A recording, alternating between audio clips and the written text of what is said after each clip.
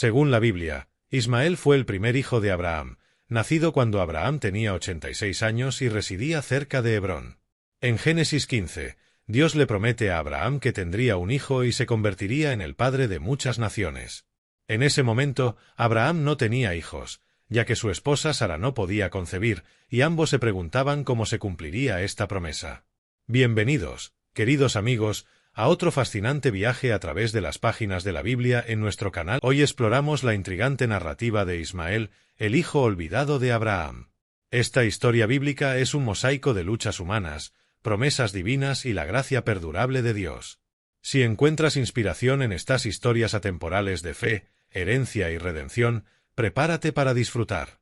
Antes de profundizar en la historia de Ismael, asegúrate de suscribirte a nuestro canal para mantenerte conectado con la profunda sabiduría y enseñanzas de las Escrituras. No olvides activar la campana de notificaciones para no perderte ningún episodio interesante. Ahora, embarquémonos juntos en este viaje iluminador. En Génesis 16, 3, Sara sugiere a Abraham que tenga un hijo con su sirvienta egipcia, Agar, a quien ofrece como esposa. Entonces Sara, la esposa de Abraham, tomó a Agar, su sirvienta egipcia, y se la dio a Abraham como esposa, después de haber vivido 10 años en la tierra de Canaán, como se menciona en Génesis 16, 3. Esto parece ser una costumbre común de la época, ya que las esposas de Jacob también recurrieron a esto. La esposa ofrecía una sirvienta a su marido, pero todos los hijos nacidos de esta unión eran considerados de ella, lo cual podría ser una forma primitiva de maternidad subrogada en la antigüedad. Era común que una mujer estéril ofreciera a su marido una sirvienta para que tuviera hijos en su lugar.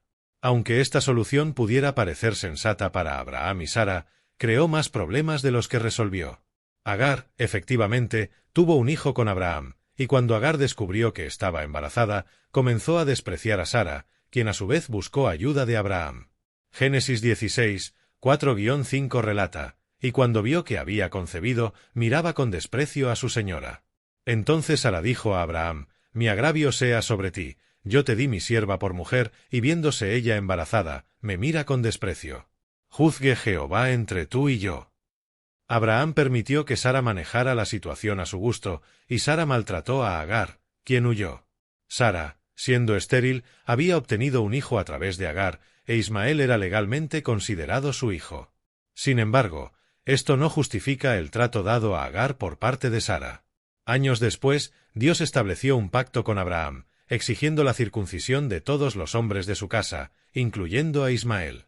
Abraham tenía 99 años cuando fue circuncidado, e Ismael tenía 13 años.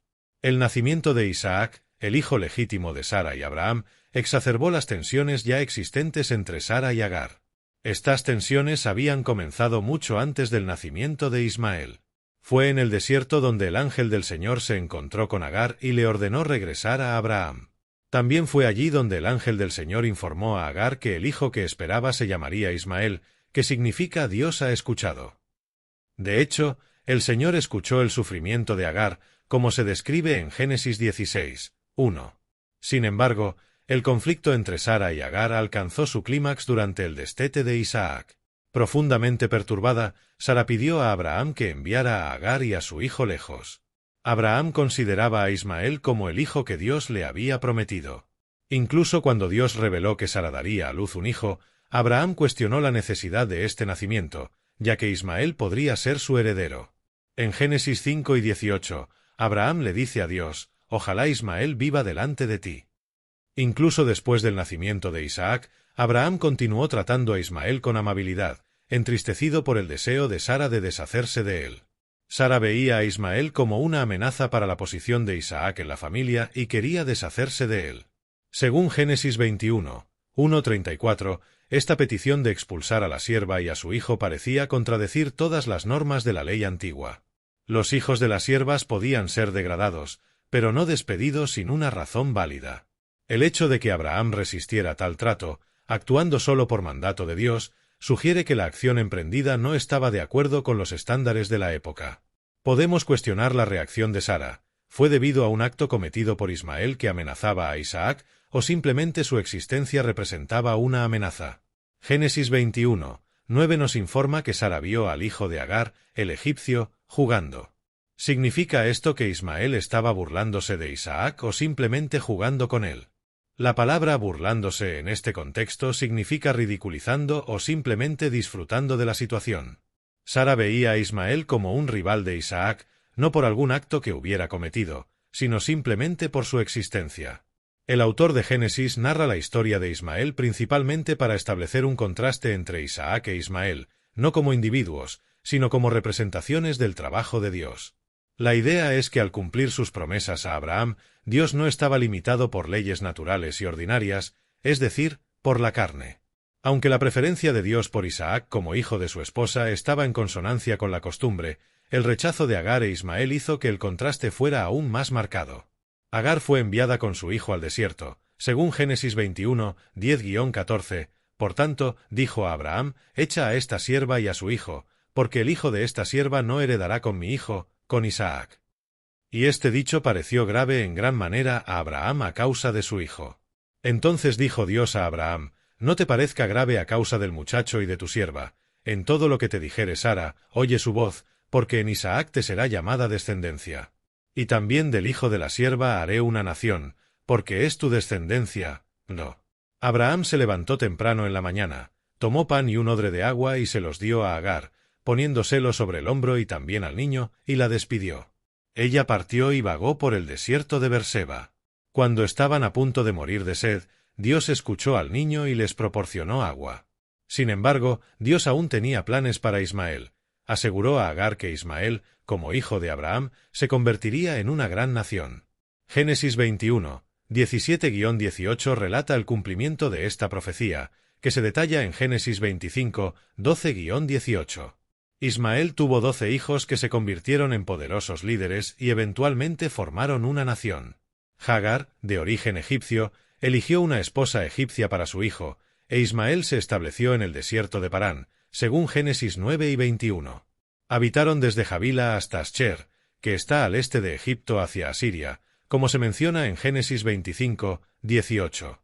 Ismael tuvo 12 hijos y una hija. La Biblia nombra a los hijos de Ismael en Génesis 25, 13-15, listando a Nebaiot como el primogénito, seguido de Kedar, Adbeel, Misam, Misma, Duma, Masa, Hadad, Tema, Getur, Nafis y Cedema. Curiosamente, tuvo 12 hijos, al igual que Jacob tuvo 12 hijos, lo que recuerda a los 12 hijos de Noé y los 2 hijos de Esaú. Posteriormente, la hija de Ismael se casó con Esaú, el hijo de Isaac, como se indica en Génesis 28, 9 y Génesis 36, 3. La región de Javila, donde vivían los descendientes de Ismael, estaba ubicada en la parte norte de la península arábiga. Ascher era una región desértica entre Beer-Seba en el desierto del Negev y Egipto. Isaías 60, 7 menciona a los descendientes de Nebaiot y Kedar como pastores de ovejas. Los descendientes de Ismael eran llamados árabes, que básicamente significa nómadas. Desde el principio, los descendientes de Ismael eran un pueblo guerrero que vivía en hostilidad con todos sus hermanos. Así se cumplió la predicción de Dios de que Ismael sería un hombre indómito, su mano contra todos y la mano de todos contra él, y habitara en presencia de todos sus hermanos. Génesis 4 y 12. Más tarde, otros pueblos se asentaron en la península arábiga, incluyendo descendientes de los hijos de Abraham con Cetura, según una Crónicas 1, 32-33, y algunos descendientes de Esaú, en particular los amalecitas, según Génesis 36, 12. Aunque Isaac siguió siendo el único heredero de Abraham, Ismael y los otros hijos de Abraham con concubinas también fueron bendecidos por él, como se indica en Génesis 25. Esto significa que los hijos de Agar, así como los de Cetura, recibieron bienes materiales del patriarca cuando eran adultos. La Biblia no reporta conflictos entre Ismael e Isaac. Ambos son descritos como enterrando a Abraham en Hebrón, según Génesis 25, 9. Muchos de estos nombres se mencionan en otros pasajes de la Biblia como familias tribales influyentes de la época. Los descendientes de Ismael, hijo de Abraham, son usualmente identificados como ismaelitas en la Biblia. Se organizaron en 12 tribus que vivían en campamentos móviles en el desierto del sur, según Génesis 25. Ismael murió a los 137 años, según Génesis 25, 17. La Biblia no especifica dónde fue enterrado, pero la tradición musulmana ubica su tumba en la Kaaba en la Meca. Al explorar las historias de figuras bíblicas influyentes y sus trayectorias de fe, como Ismael, hijo de Abraham, recordamos la profundidad y riqueza de las narrativas bíblicas. Estas historias, que van desde la organización de los ismaelitas en 12 tribus en el desierto hasta la tradición del lugar de entierro de Ismael, ofrecen valiosas perspectivas sobre la fe, la perseverancia y la búsqueda de significado espiritual. Reconociendo la importancia de estos viajes espirituales en nuestras vidas, me gustaría compartir una herramienta especial que puede ayudar a quienes buscan guía, fortaleza y compañerismo en su camino de fe. En el primer comentario fijo de este vídeo, encontrarás un producto cuidadosamente seleccionado para enriquecer tu viaje espiritual, un ebook que ofrece 52 semanas de profundas reflexiones, prácticas diarias y oraciones inspiradas en las ricas historias y enseñanzas bíblicas. En conclusión a nuestro análisis del hijo de Abraham, Ismael, podemos destacar varios puntos importantes. Ismael no fue el hijo de la promesa de Dios a Abraham, pero Dios aún lo protegió. Fue el mismo Señor quien eligió el nombre Ismael y lo destinó a la grandeza, aunque fuera fuera del pacto. Ismael tuvo el privilegio de tener numerosos descendientes, comparables a los de Isaac, y su linaje se estructuró en 12 clanes tribales. Dios también caracterizó a Ismael, subrayando el estilo de vida nómada de sus descendientes y la resistencia que encontrarían de los hijos del pacto. Con el tiempo, los descendientes de Ismael se asociaron con los madianitas, que también eran descendientes de Abraham a través de Cetura. Esta fusión de pueblos e historias, intrínsecamente entrelazadas, llevó a una asimilación entre ismaelitas y madianitas en varios pasajes bíblicos. Hoy en día, los árabes reclaman su genealogía de Abraham, principalmente a través de Ismael. Una teoría popular, ampliamente difundida entre musulmanes y algunos cristianos, sostiene que los árabes musulmanes son descendientes directos de Ismael. De hecho, Mahoma fue uno de los principales proponentes de esta idea, declarándose descendiente de Ismael, según el Corán. Es muy probable que haya algo de verdad en esta teoría. Según el misionero y autor Kenneth Fleming, lo que sabemos con certeza parece corroborar la hipótesis de que los ismaelitas constituyen al menos una parte significativa de la ascendencia genética árabe. Los textos antiguos establecen claramente una conexión entre los árabes del norte y los descendientes de Ismael. Sin embargo, es poco probable que todos los habitantes de Arabia sean descendientes de Ismael, ya que los descendientes de Cetura y los hijos de Esaú también habitaron la península arábiga. Aunque algunos árabes modernos pueden rastrear sus orígenes hasta Ismael, no todos los árabes son sus descendientes, contrariamente a lo que algunas creencias musulmanas afirman.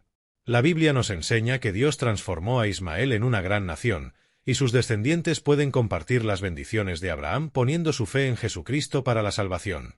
La historia de Ismael, hijo de Abraham, va más allá de una simple biografía individual, revelando una parte importante de la obra de Dios y el despliegue de su gracia en la historia de la salvación. Ismael simboliza el nacimiento natural, el resultado de la unión fértil entre Abraham y Agar, mientras que Isaac representa el nacimiento sobrenatural, en el que Dios manifestó su gran poder permitiendo que una mujer estéril de 90 años concibiera un hijo. El apóstol Pablo usa la historia bíblica de Agar y Sara para ilustrar una verdad espiritual fundamental relacionada con nuestra salvación. En Gálatas capítulo 4, Agar simboliza el antiguo pacto, arraigado en las acciones humanas y la ley, mientras que Sara representa el nuevo pacto, basado en la gracia divina a través de la obra redentora realizada por Dios para la humanidad. En la analogía de Pablo, los creyentes en Cristo son como el hijo nacido de Sara, nacemos libres del Espíritu. Gálatas 4, 29-31 nos dice, pero como entonces el que había nacido según la carne perseguía al que había nacido según el Espíritu, así también ahora. ¿Más qué dice la Escritura?